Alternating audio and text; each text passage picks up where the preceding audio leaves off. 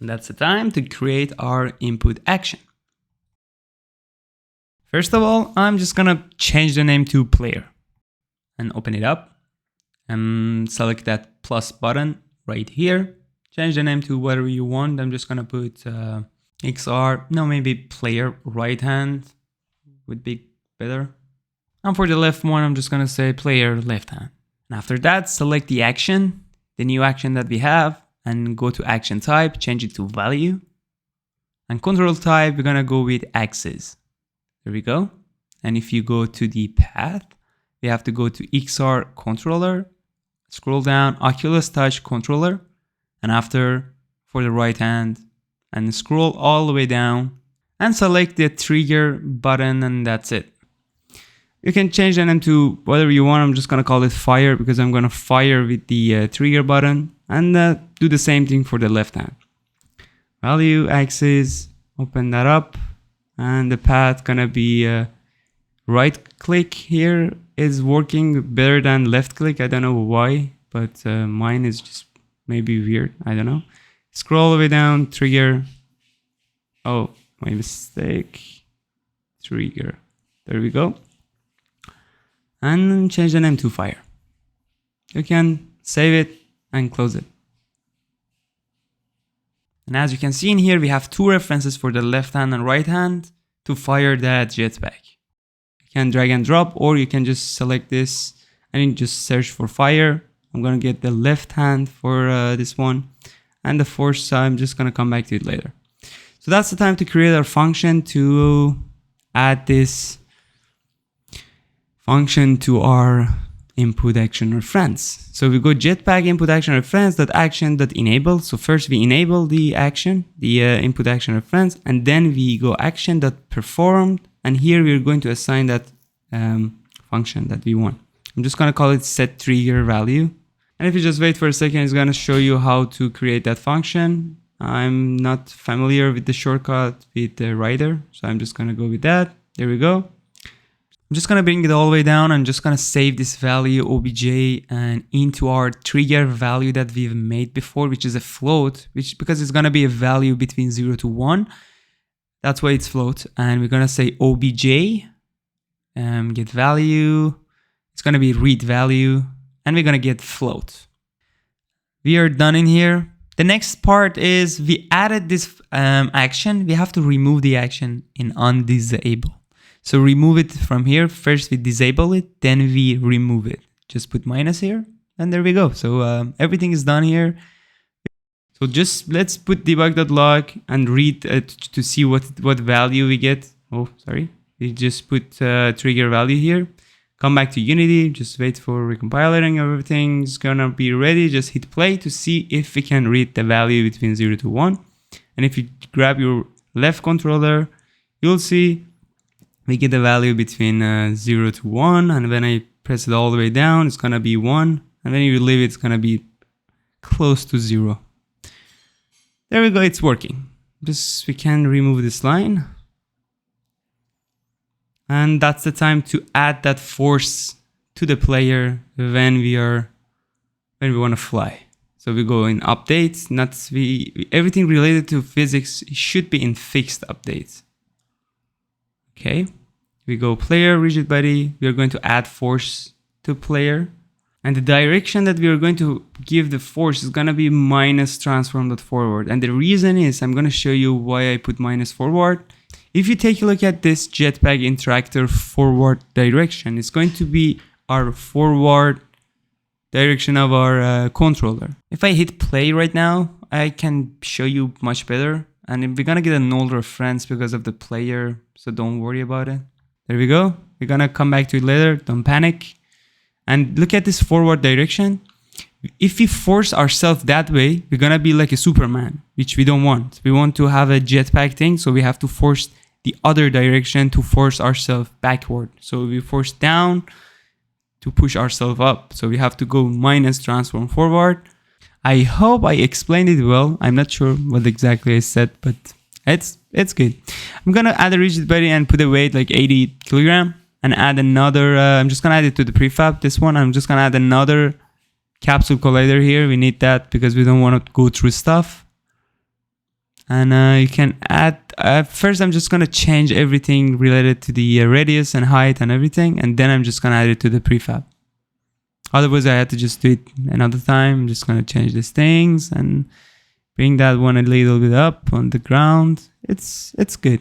And select the capsule, right click and add component player XR, and that's it.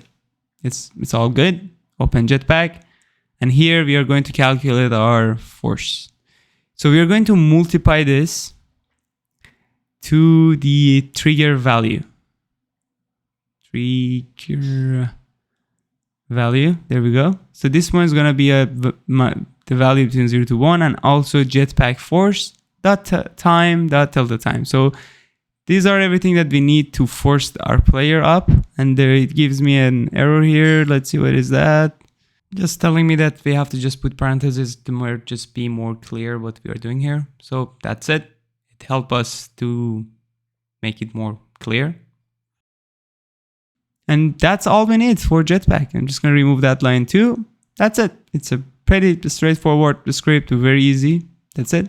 Come back to Unity. Change the force to, I'm going to put 5,000 to see how does it look like. Just hit play. And if you grab your hand, your controller, you cannot fly. I move a little bit, and but it's not that good. I don't know, my left controller doesn't work. I don't know why. Just a second, guys. What is going on here? What is going on? I'm just gonna hit play again, maybe. My controller was just deactivated for no reason. What's going on? Maybe that's the problem with my quest. I'm just gonna hit play again. Yeah, there we go. And if I force myself, okay, we fall down, and if you look at the player, it's really bad. So we have to fix this. Go to rigid body, and here we have to just constrain this. I have to freeze this rotation. And so the player is not going to rotate because our head is going to rotating ourselves. So that's it. Hit play. We're not going to fall anymore, but we cannot fly right now because the force is not much enough. We are too heavy. We have to increase the force. If we just go to hierarchy and find the left controller and open it up, go to Jetpack Interactor and increase the force to maybe 50,000. That could be enough. There we go. We are flying. And that was it. You're flying right now. You can do the same thing for the right hand too. You can just pause the video and do the same thing. And if you're a noob, just watch the video. I'm gonna do that. It's just really simple. You're just gonna put the prefab, the Jetpack Interactor to the right hand, and change the reference to the other fire, which is for the right hand, and we're good to go. That's what we need to do.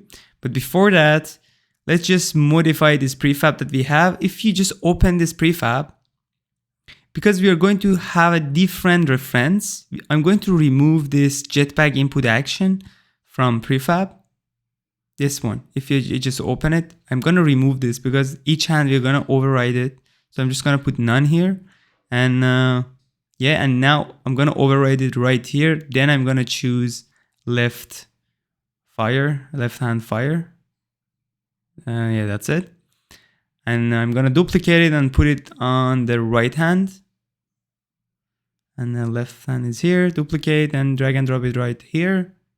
And fix the name. I'm gonna remove that one. That's crazy. And give another reference. Now your player is ready. Let's go. Now create your own scene. I'm just gonna create some box in the scene and design my map very quick to just show you how the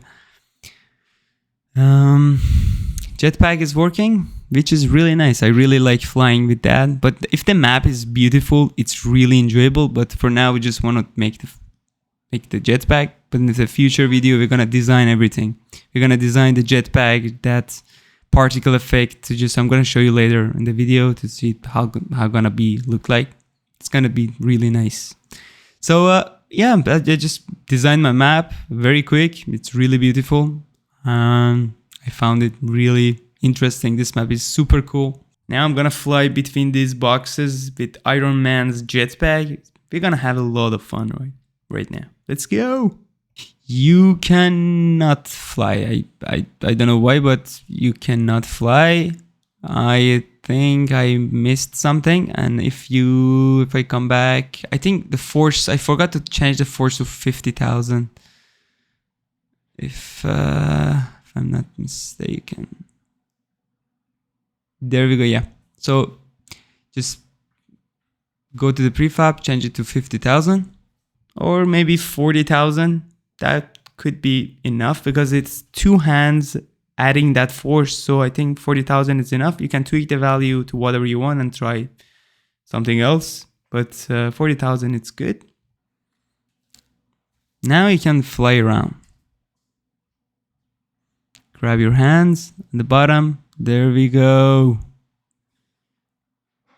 That seems so fun, actually. If your map is really beautiful like this, you're gonna enjoy it. Let's see if I can land on this box. A bit forward. We go here. There we go. Yeah, it's really simple. I'm just gonna jump here. I fall off. There we go. I'm just gonna come back, fly again, and land over here. Lovely. Just gonna fly back to the initial points, and we're gonna finish the video right here. That's it. We have our jetpack ready. In the next video, we're gonna have the visual effects and stuff like particle system. I'm gonna create a particle system like this. I'm just gonna show you. Just a second. There is this one. Yes. Okay. Here we're gonna have a particle system. In the next video, we're gonna have this thing, which when you move your hand, you're gonna have this particle system, and which is really fun. And also the value between 0 to 1 from the trigger. We're just gonna play with this start lifetime, and we're gonna have a actual jetpack, which is really fun, guys, playing with these things. Okay, guys, see you in the next video. I hope you enjoy it. Don't forget to like and subscribe. Take care.